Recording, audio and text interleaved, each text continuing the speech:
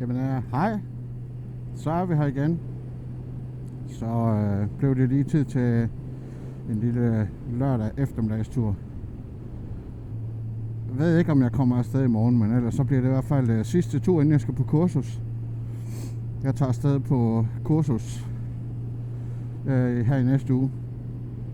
Så som sagt, der bliver ikke meget tid til at køre. Men ja, det er hundekoldt. Jeg tror, vi er nede omkring en 6 grader eller sådan noget. Men jeg skulle altså bare ud og køre. Så en lille eftermiddagstur, stille og roligt rundt. Jeg ved ikke lige, hvor jeg kører hen endnu. Nu må vi se, hvor det bliver hen af. Hvad er der sket? Jamen, den lille gule brumbassen er blevet solgt. Der var en og kigge på den i dag. Og han prøvede lige en tur op og ned ad gaden. Og så blev han enig med sig selv om, at der vil han gerne købe. Så den skal jeg lige have. Ja, jeg shiner den lige lidt i næste uge. Eller næste weekend i hvert fald. Så den lige ser lidt pæn ud, når han henter den. Det er ikke en pæn cykel i forvejen, men en lille gang fransk vask og strygning, det har aldrig skadet. Og så når han skal op til køreprøve torsdag om 14 dage og består, så vil han komme og hente den om lørdagen. Det bliver jo super, super godt. Det er en af mine fars rigtig gode kammerater. Så, og han har et rigtig lækkert værksted og det hele. Så den kommer et godt sted hen. Og det er jeg glad for. Det kan godt være, at det er en lille tosset maskine til billige penge. Og derfor vil jeg stadigvæk gerne have, at den kommer hen et sted, hvor den har det godt. Og det ved jeg, det får den der. Så det er jeg glad for. Og jeg fik den pris, jeg gerne ville have. Og han gav en pris, han var godt tilfreds med. Så vi er begge to rigtig glade. Så det er dejligt. Men ellers så er der ikke sket det vilde. Jo, jeg har fået købt gearindikator.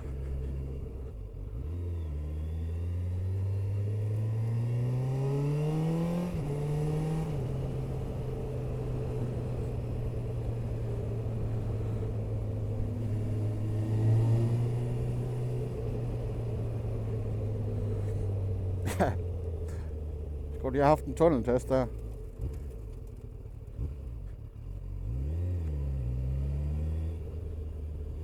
Så jo, som sagt, jeg har fået købt sådan en gearindikator, som jeg skal have monteret på den her. Ikke fordi det er nødvendigt, men bare fordi jeg synes, det kunne være sjovt at prøve at have en på. Så der skal jeg lige have fundet ud af, hvordan det skal monteres, og hvordan det hele det kommer til at hænge sammen. Så det skal nok blive godt. Det bliver muligvis også i næste weekend. Jeg skal lave det. Så ja, nu må vi se, hvad det bliver til med den gearindikator der. Det skal nok blive sjovt. Prøve at montere den.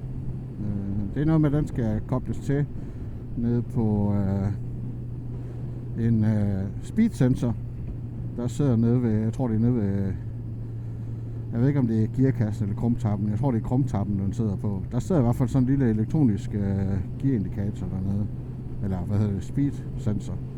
Og der skal den så bridges med ind over der. Den har 2 stik, så man bridger den faktisk bare ind imellem. Den har et han og et hundstik, så du skiller bare det stik ad, du har. Og så bridger du den med ind over. Så det skulle ikke være, fordi det er særlig svært. Nu må vi se, om jeg kan få det hen. Jeg har købt den på AliExpress. Jeg tror, jeg gav 130 eller 150 kroner for den. Jeg tror, omkring 1.500. Du kan få en for et anerkendt mærke herhjemme i Danmark. Så koster den så også 850. Og er sikkert meget bedre. Men ja, jeg synes, det var lige rigeligt at betale næsten 1000 kroner for en gearindikator. Så vil jeg hellere spare lidt mere og så købe quickshift i stedet for. Nu har jeg så til gengæld lært den her efterhånden så godt at kende,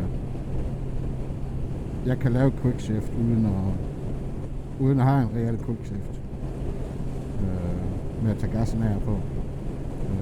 Jeg er ikke god til at gå ned i gear endnu. Men jeg kan godt, altså, nu.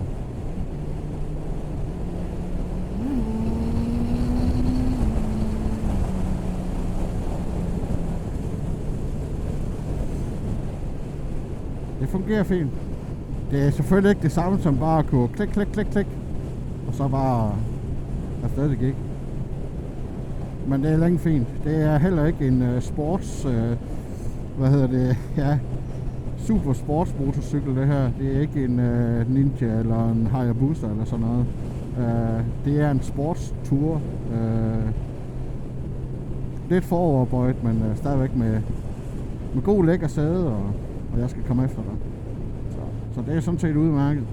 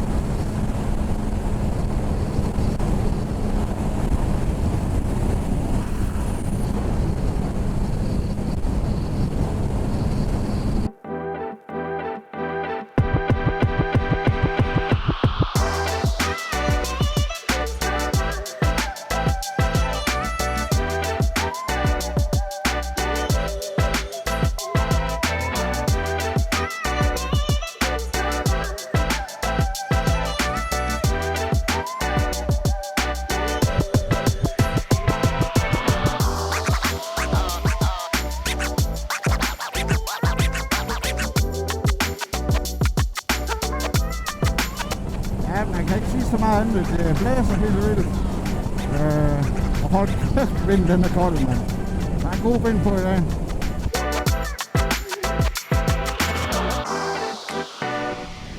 Jeg mente, der var kortere hen til afkørslen, men...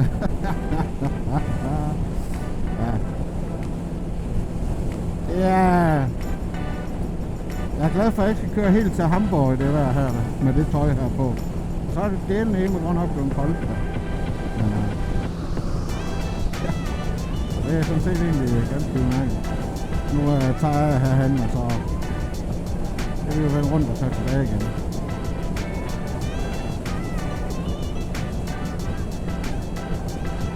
Men ja, det er sgu ikke mange motorcykler, der er kommet på gaden endnu der.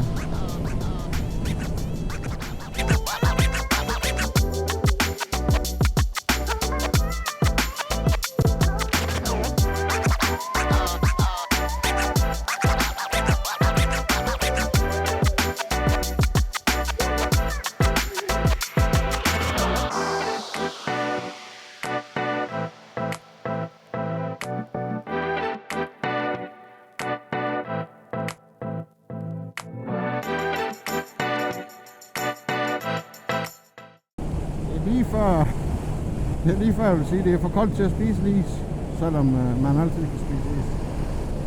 Men solen den kunne altså godt lige brænde hul i de øverste skyer der, så det kun lige var det nederste. Det kunne dele med at være fed, hvis den lige kunne komme frem.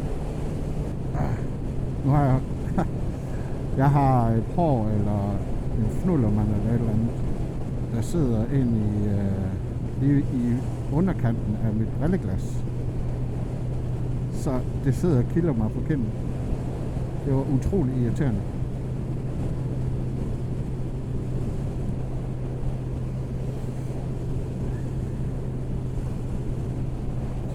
Jeg har kørt nu. Og vi er oppe på 140 km. Om plus minus. Ja, 140 km på de nye dæk. Det begynder at blive slidt mere og mere til.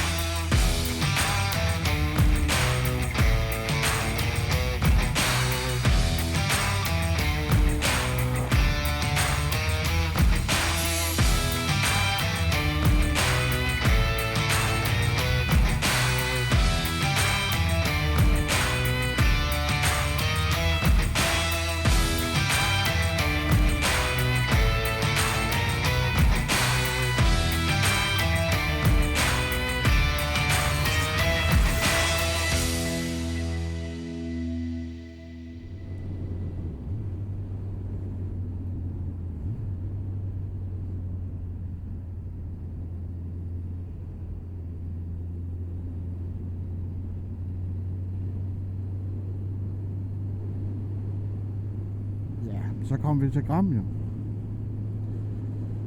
Kører lige en runde i Gram, så tror jeg tager op på tanken og får en kop kaffe. Det synes jeg føler lidt, jeg trænger til.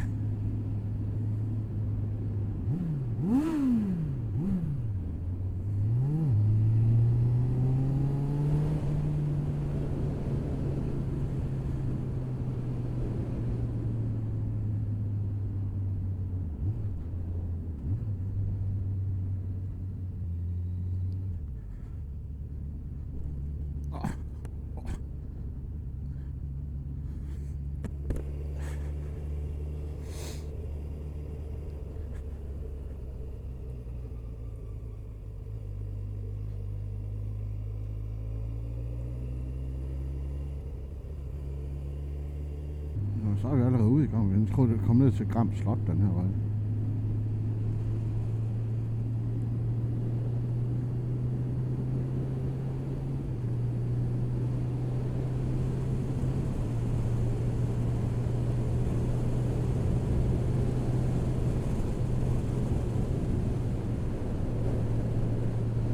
Det kan man nok bare ikke.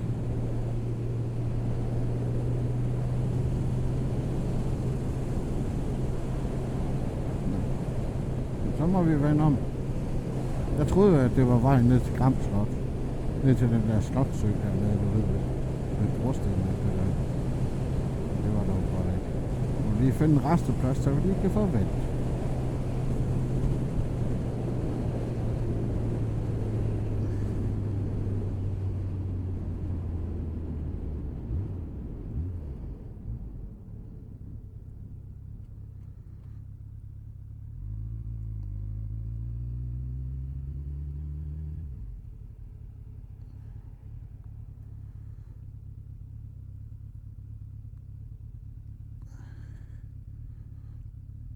Jeg skulle lige høre en kollega ad, for hun bor nemlig i Gram.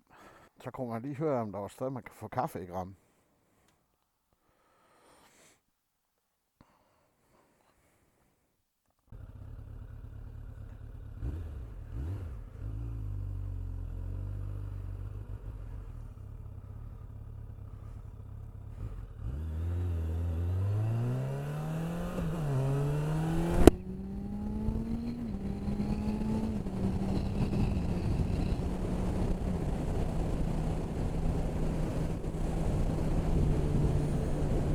Jeg tror ikke, det virker ikke som om der er nogen caféer som sådan i Gram, så det ender nok med, at jeg tager op på tankstationen og køber en kop kaffe. Men det er også en Shell-tank. Jeg er ret sikker på, at de har Starbucks kaffe deroppe. Det er bestemt ikke en dårlig kaffe. Det er nok en af de bedre tankstationskaffe. Starbucks der. Så, og hvis de har den bedste Starbucks kaffe, jeg har smagt, det er den, der hedder Pikes Peak.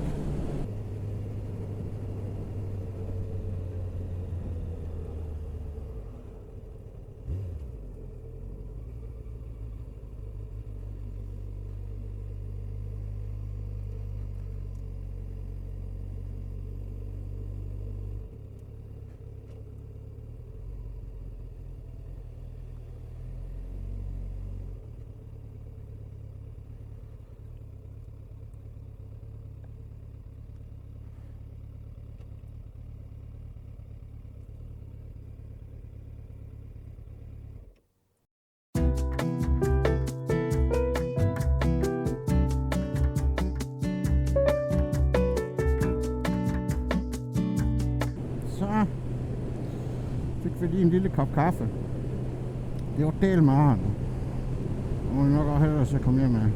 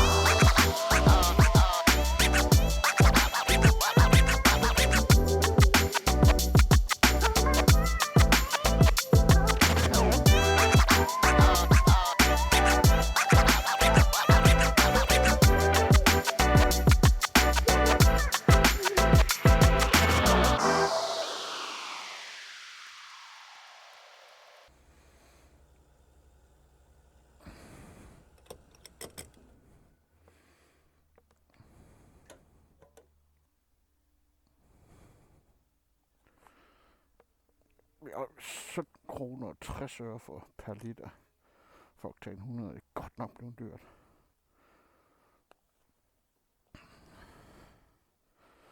Men endelig mindre end oktan 100 for den her gamle tøs. Hun skal have det godt.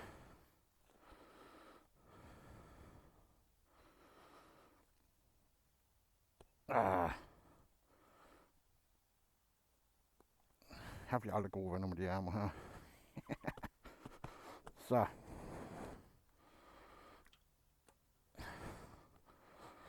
Så lad os komme hjem.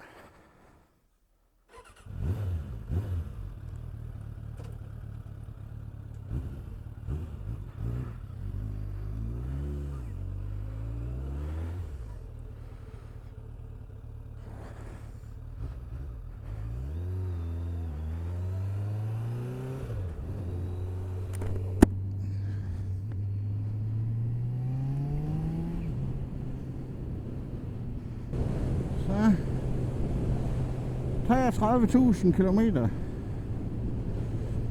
har den kørt nu. Den gamle tøs her. Det er sgu meget lækkert.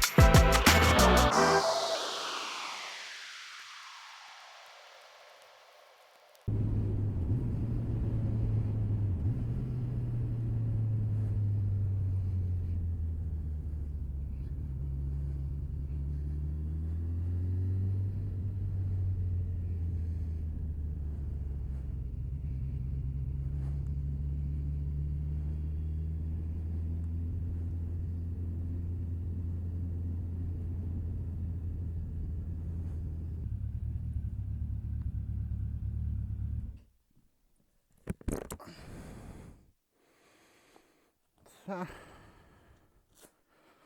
kom vi hjem.